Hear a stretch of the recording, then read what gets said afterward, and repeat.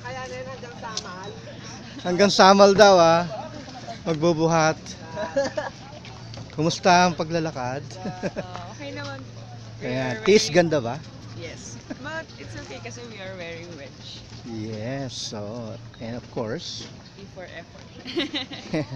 and you're the second runner-up. Abanti tayo That para means so makadikit much. tayo doon.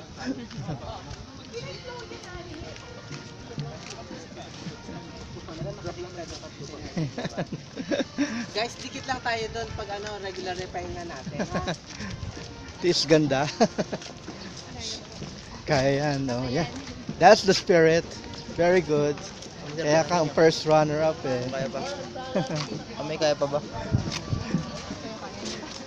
Taste ganda ba? Miss Lakambini. You're very beautiful, huh? Congratulations.